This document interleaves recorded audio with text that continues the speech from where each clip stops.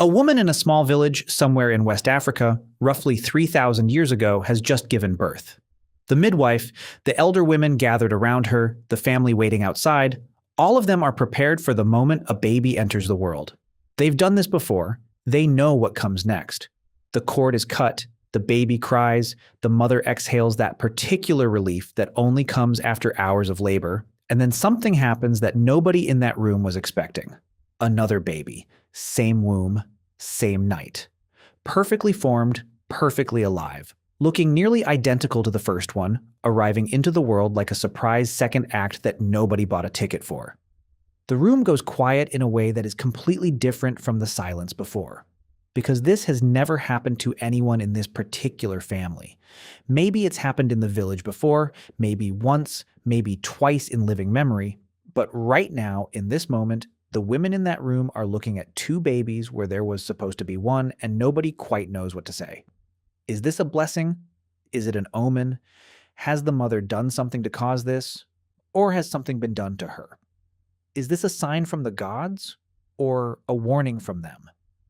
The mother is looking at two faces that are almost her own face, pressed together, staring up at nothing with the unfocused eyes of the newly born. And the decision made in the next few hours of that night will determine whether both of those children live. That tension, that electric and terrifying uncertainty in a room full of people confronted with something their worldview hadn't fully prepared them for, is the central drama of how humanity has related to twins across almost every culture, every continent, and every era of history. Because twins didn't just confuse ancient people, they fundamentally challenged the assumptions those people made about how the world worked, where babies came from, what it meant to be an individual, and what the gods were trying to say.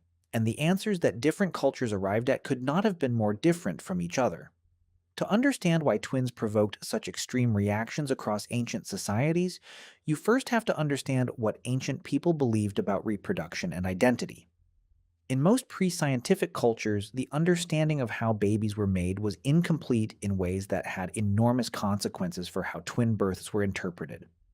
Many ancient societies did not fully understand the male role in conception. Some cultures believed that a woman became pregnant through spiritual intervention, through contact with a sacred place, through eating a particular food, or through the influence of an ancestor's spirit entering her body.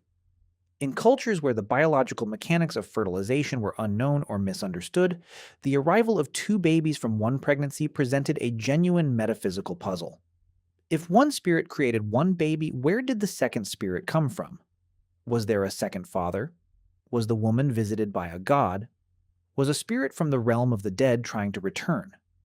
Even in cultures that understood the male contribution to reproduction, twins were bewildering. Two people from one event. Two individuals sharing one origin. Identical twins who look like the same person duplicated pushed this confusion into genuinely unsettling territory. If two people look exactly the same, are they the same person? Do they share a soul, or do they have separate ones? If one dies, does the other feel it? Can they communicate in ways ordinary people cannot? These weren't idle philosophical questions. They were practical and urgent problems for communities trying to maintain social order, assign inheritance, determine identity, and maintain relationships with the supernatural forces they believed governed their lives. Twins forced ancient people to confront the edges of their conceptual frameworks, and that confrontation produced reactions that ranged from profound reverence to absolute terror, sometimes within the same culture, sometimes even within the same family. In many parts of sub-Saharan Africa, twin births were regarded as events of immense spiritual power, but that power was double-edged in a way that required careful, ritualized management. Among the Yoruba people of what is now Nigeria, twins occupy a position unlike almost anywhere else in the ancient world. The Yoruba have one of the highest rates of twin births in the world, a fact that researchers have connected to dietary factors involving a particular type of yam that contains phytoestrogens, plant compounds that can stimulate multiple ovulation. Whether ancient Yoruba people understood this connection or not, they certainly noticed that twins appeared more frequently in their communities than in others, and they built an elaborate cultural framework around the phenomenon. Twins in Yoruba tradition are called Ibeji, and they are considered sacred beings connected to the Orisha, the divine spirits of Yoruba religious tradition. Twin children are believed to bring good fortune when properly respected and cared for. They possess spiritual power that, correctly channeled, benefits their entire family and community. The arrival of twins is met with celebration, music, and specific ritual observances designed to honor and maintain the spiritual relationship the twins carry. But here is the part that illuminates the complexity of ancient twin beliefs. When a twin dies, which in historical times happened with devastating frequency given infant mortality rates, the surviving twin's spiritual power doesn't simply diminish. The dead twin's spirit remains active and must be actively managed. The Yoruba response to this was the creation of ere ibeji, small carved wooden figures made to represent the deceased twin.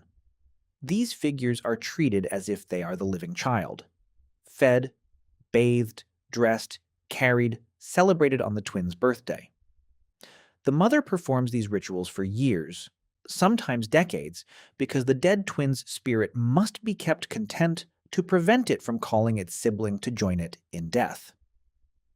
This practice, which persists in modified forms to this day, reflects a remarkably sophisticated attempt to navigate the spiritual implications of twin birth. The Yoruba didn't simply celebrate twins or simply fear them. They built an entire ongoing ritual relationship with the phenomenon that lasted beyond death and required active maintenance throughout a family's life. Across many other African cultures, however, the reaction to twins was dramatically different. In numerous societies, twin births were interpreted as deeply alarming omens, signs of supernatural interference that the community needed to address through action rather than celebration. The reasoning varied by region and tradition. In some groups, the birth of twins implied that the mother had been unfaithful, since having two babies seemed to require two fathers. In others, twins were seen as non-human, as spirit children who had taken human form to infiltrate the community and who would bring disaster if allowed to remain. In still others, the concern was more ecological. In subsistence communities operating at the edge of what the food supply could support, two infants arriving simultaneously represented a resource burden that could threaten the family's survival. The result in these cultures was practices that are deeply disturbing by contemporary standards. Infanticide of twins was practiced across a wide range of African, Asian, and indigenous American societies in the ancient world, and it was practiced not out of cruelty, but out of what those communities understood, within their own frameworks, as necessity. The babies were not seen as fully human children in the way single births were. They were anomalies, spiritual dangers, resource crises. Killing them was understood as protecting the community from harm. The arrival of Christian and Islamic missionaries in many parts of Africa, and subsequently of colonial administrators, disrupted these practices, sometimes through persuasion and sometimes through force. Mary Slessor, a Scottish missionary working in what is now southeastern Nigeria in the late 19th century, became famous for her efforts to end twin infanticide among the Calabar people, personally rescuing and adopting abandoned twin infants and working to change community attitudes. The fact that one woman became historically famous specifically for preventing twin killings tells you something about how widespread and deeply rooted the practice was. On the other side of the world, the ancient Greeks and Romans had their own complicated relationship with twins, and they encoded that complexity in the myths that sat at the very heart of their civilizations. Castor and Pollux the Dioscuri are probably the most famous twins in Western mythology. Their story is strange in a way that reveals exactly what Greek culture found most puzzling and compelling about twins. According to the mythology, Leda, queen of Sparta, was visited by Zeus in the form of a swan, and on the same night she also slept with her husband, King Tyndareus. She subsequently produced 2 eggs, from which hatched Castor, Pollux, and their sisters Helen and Clytemnestra. Castor, son of the mortal king, was therefore mortal. Pollux, son of the divine Zeus, was immortal. Two twins with different fathers, one human and one divine. One destined to die, and one destined to live forever. This myth encodes the ancient anxiety about twins beautifully. If two babies come from one womb at one time, they must have come from somewhere, and two somethings must have caused them. The Greeks resolved the question of twin paternity by invoking a god, which was theologically satisfying, but the result was a pair of brothers who were fundamentally unequal in the most permanent possible way. When Castor died, Pollux refused to accept immortality alone, and asked Zeus to allow him to share his immortality with his brother. Zeus split the difference. They would alternate between Mount Olympus and the underworld, alive on alternate days, never quite together in either realm. By the way, if you want to go even deeper into the secret lives of ancient humans, I just launched a full course called The Secret Lives of Ancient Humans. 10 modules, 3+ hours of content covering everything we never talk about on YouTube. What they feared, how they communicated, what hunted them, and much more. Plus an exclusive PDF guide included. Link in the description. See you inside. The image of twins bound by loyalty so profound that one refuses paradise without the other, perpetually oscillating between life and death, is poetically perfect. It captures something that cultures across history have noticed about twins, an intimacy so extreme that it troubles ordinary categories. The Dioscuri became patron gods of sailors, appearing as the St. Elmo's fire phenomenon during storms. A pair of lights appearing on masts that ancient sailors interpreted as the twin gods present during the danger. Two lights, always together, protecting those at sea. Rome took the twin mythology in a darker direction, quite literally at the founding. Romulus and Remus, the twin brothers whose story anchors the Roman origin myth, are born of a Vestal virgin impregnated by the god Mars, abandoned by order of their great uncle to die in the Tiber River, suckled by a she-wolf, raised by a shepherd, and eventually restored to their rightful place. So far, so heroic.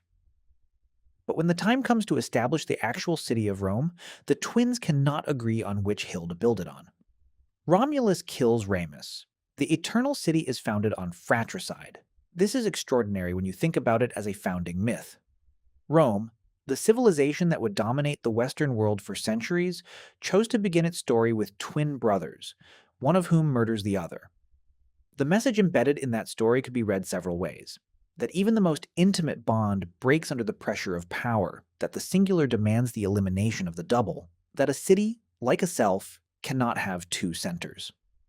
Whatever the intended meaning, Roman culture was clearly aware that twins represented a problem of identity and precedence that even divine parentage couldn't fully resolve. Moving east, the ancient Indian tradition had yet another framework for twin births, one built into the cosmological structure of Hindu thought. The Ashvins, twin divine physicians in the Rig Veda, are among the oldest deities in the Hindu pantheon. They are described as young, beautiful, golden, inseparable, eternally youthful riders of a horse-drawn chariot who travel across the sky at dawn and dusk, healing the sick, rescuing the imperiled, and restoring youth to the aged. They are the physicians of the gods and the models of compassion in action. The Ashvins represent a strand of twin mythology that appears in numerous Indo-European traditions.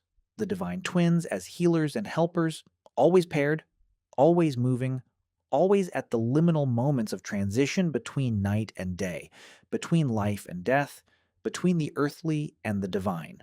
This pattern is old enough that scholars of comparative mythology believe it predates the separation of the Indo-European language family itself, meaning that the image of divine twin helpers may be among the oldest religious ideas preserved in human cultural memory.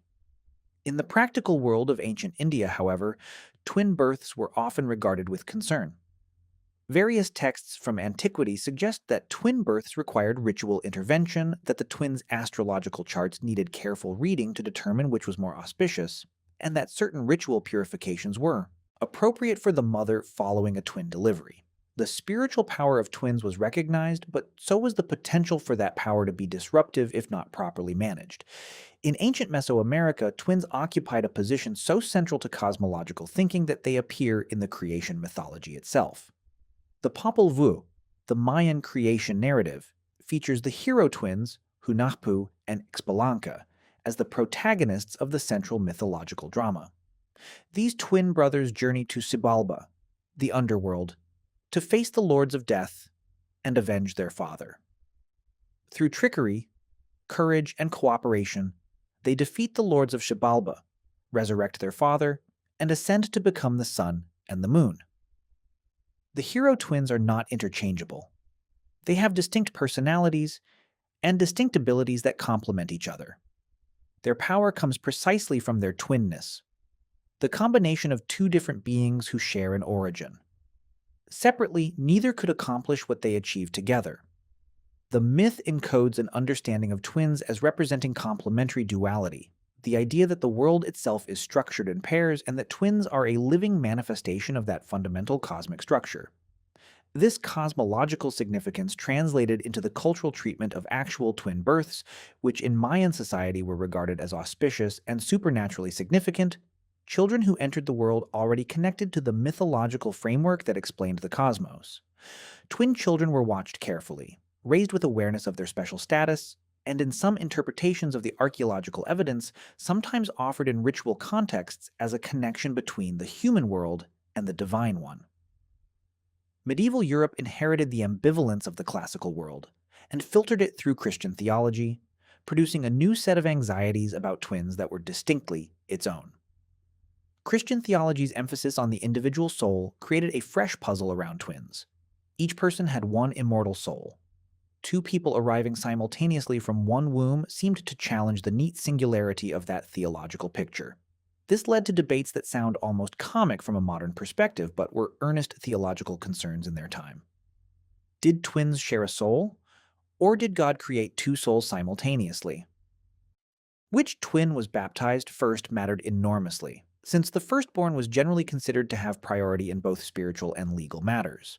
More troubling to medieval European minds was the question of paternity and honor. The same logic that some African cultures applied, that two babies implied two fathers, circulated in medieval European thought as well. A woman who gave birth to twins could find herself accused of adultery, since popular pseudoscience of the time held that each baby required a separate conception from a separate man. Medical authorities of the period debated this seriously in texts that read today like a very strange combination of earnest inquiry and spectacular misunderstanding of biology.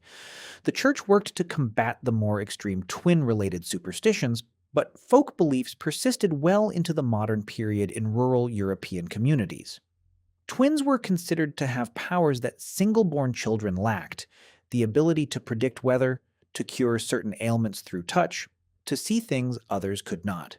In some traditions, a twin whose sibling had died was considered to have absorbed the dead twin's power and was therefore doubly potent, spiritually speaking.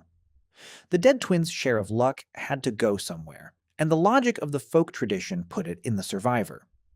What does it mean that cultures as separated by geography, time, and belief as the Yoruba, the ancient Greeks, the Maya, and medieval Europe all found twins so profoundly significant that they built elaborate frameworks around them? It means that twins touched something in human cognition that runs very deep. The core puzzles twins present, questions about identity, individuality, origin, and spiritual status, are not culturally constructed puzzles. They're puzzles that emerge naturally from human beings confronting a biological phenomenon that challenges their most basic assumptions about personhood. Every culture that encountered twins independently arrived at the conclusion that twins were extraordinary, that they required some form of ritual or social management, that they were connected to powers beyond the ordinary. The responses ranged from celebration to execution, from deification to abandonment, from elaborate ongoing ritual care to immediate destruction.